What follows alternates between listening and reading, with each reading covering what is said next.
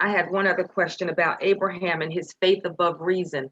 And there was a passage in the reading that said, because he walked in his faith above reason, he was able to see that he was doing good. And that didn't click for me, because when I think of faith above reason, it's there's nothing to see by. And so when the passage said that because he walked there, he was able to see that he was doing good, I was wondering if you could speak on that a bit. You need to understand that we think that faith is devoid of knowledge, of knowing. In order to go above reason, you have to have reason to go above it. It's a step, meaning that you give up, not because you're so generous, but because you understand that that whatever you are able to perceive is so limited, and you understand that without stepping on it or stepping above it, you will not be able to get closer to a more intimate proximity with a true knowledge or with a true knowing of the creator of you and other being. If you don't give it up, meaning you cannot actually proceed, or you cannot, there's no place for coming closer, because if you keep that which you know, you say there is a limit to the proximity and intimacy that I can be with the creator. So you have to have some, let's say, some reason, and it's growing to step on it. So this is, for example, why we deposit everything that happens to us in a lesson, because otherwise you cannot come tomorrow or the day after or the hour after with a request to surrender. You want to surrender not only to enter, but to re-enter to a new place, not with what you've studied yesterday. Okay, because what you studied yesterday, you hope that you deposit already. Okay, but there is a residue in you. The residue is the memory of the light that was yesterday. So you're coming with a hope of remembering one thing. Is if you remember belief as going above reason, this is the way that you know, or the tool, the means in which you know that you can achieve the next step of coming closer. Okay, so this. Okay, so it's not what we usually think about belief as a media to clear that we cannot, something that we cannot understand. That is called in Hebrew below belief. Okay, it's below reason. You have to go above reason, not below reason.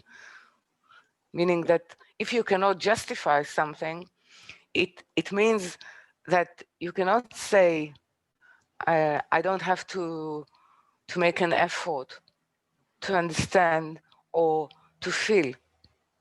That's going below reason. Okay, the effort to come, see, we associate belief with feeling. If you think about belief, you associate it with the heart. It's actually higher mind. It's to do with a different mind, with the mind of the higher. Not with the feeling. Okay. So this is one. It's as though people are very emotional usually when they speak about their belief.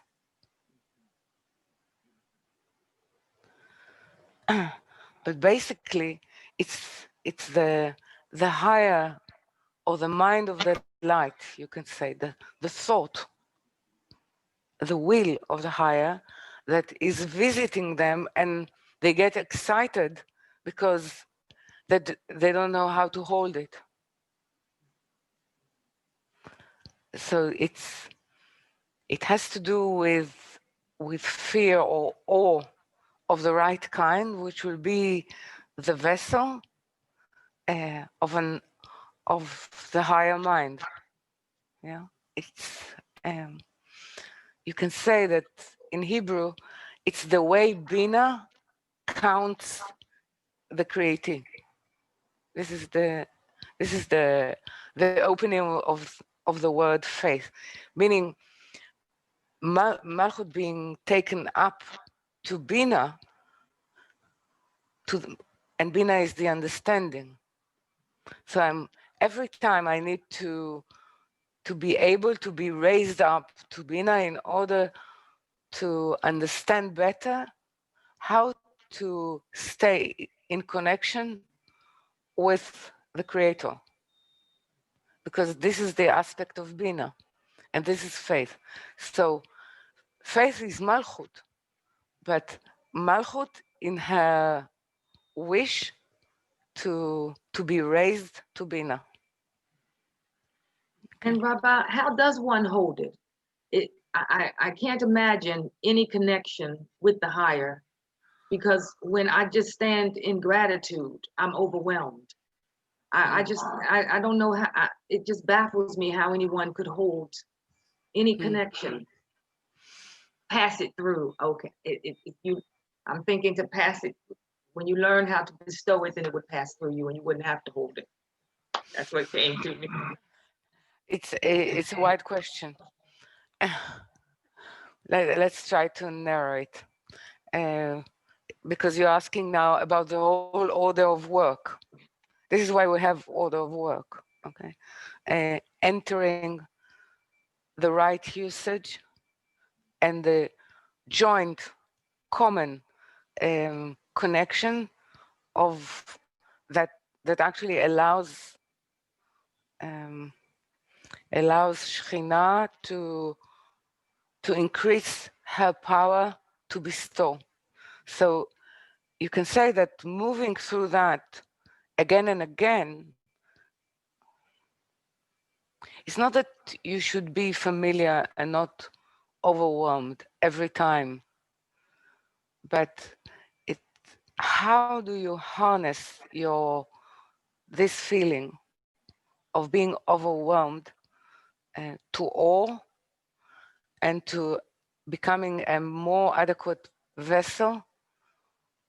It means that something strikes you. And if something strikes you, the awe factor should turn into service.